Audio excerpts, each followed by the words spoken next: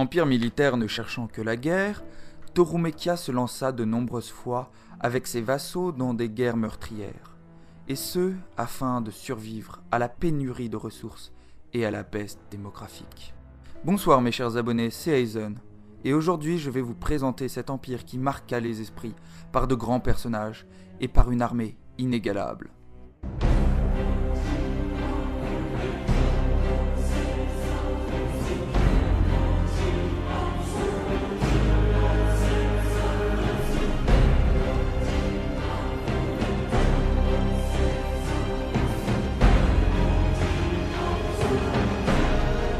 À l'est des États de la périphérie, de l'autre côté des montagnes, on trouve l'Empire Tolmec, ou Torumekia, un État militaire surpuissant actuellement dirigé par l'empereur Wu, surnommé le roi vipère.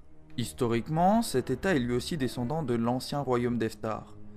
Cet État possède de nombreuses villes et villages qui assurent la puissance de l'Empire. L'Empire possède aussi des villes coloniales comme Eppo, du côté des États de la périphérie, et Numisto, à la frontière de l'Empire d'Orc, de l'autre côté de la mer intérieure. Tolas, la capitale, est constamment enveloppée d'un nuage de poussière dû à l'ancienne pollution encore présente.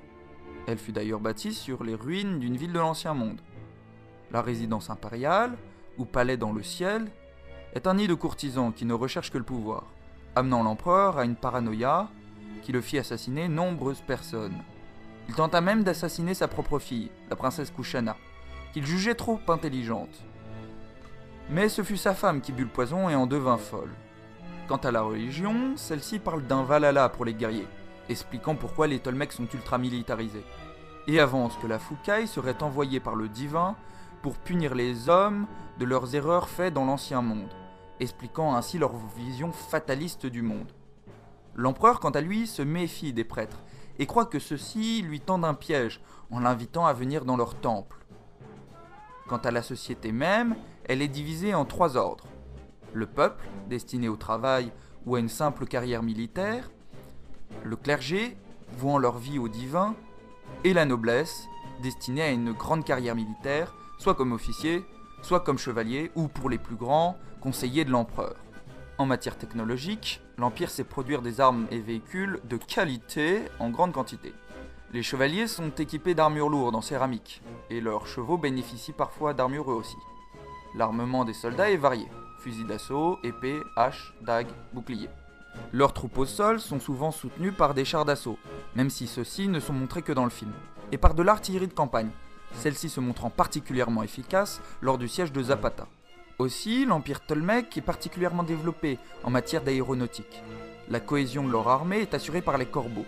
Ces énormes vaisseaux de transport lourdement armés peuvent transporter plusieurs chars d'assaut et peuvent être aussi pourvus d'écuries. Mais leur lenteur et leur fragilité les rend très vulnérables face à de petits chasseurs tels que les gunships. L'Empire possède aussi des bombardiers Ketz, rapides et légers. Ceux-ci répandent la mort sur les villages ennemis. Mais l'emblème et la fierté de l'armée Tolmec restent la corvette. Cet avion de combat lourd est rapide, puissant et blindé. Pouvant transporter quelques troupes d'élite pour une intervention, il est aussi un redoutable adversaire dans le ciel, armé de nombreuses mitrailleuses ainsi que de puissantes roquettes. On raconte même qu'une dizaine de corvettes bien pilotées pourraient mettre au tapis une flotte entière de croiseurs lourds. Quant aux tactiques militaires, celles-ci sont fondées sur la mobilité d'une guerre éclair ou la puissance d'un front blindé en race campagne. Cette armée est disciplinée et les soldats sont prêts à mourir pour les officiers en qui ils ont confiance. Mais la mentalité fataliste de leur peuple les conduit parfois à la débâcle. L'Empire Tolmec est pour l'auteur la représentation d'un état militaire ultra puissant et développé qui cherche à asseoir sa domination sur le monde. Ils sont d'autant plus condamnables qu'ils pratiquent l'esclavage. Sa cour et ses nobles représentent l'avidité et la sédition ambiante. Tout l'opposé la princesse Kushana prête à mourir pour son peuple. Mais là où les puissants se montrent vils, de valeureux chevaliers et des généraux, tels que la princesse Kushana, montrent un côté positif de leur peuple, par leur loyauté, leur dévouement, et par un amour inconditionnel, liant les soldats aux officiers. On pourrait reprendre à titre plus juste cette phrase de Mirabeau: Torumekia n'est pas un État qui possède une armée, c'est une armée qui a conquis une nation.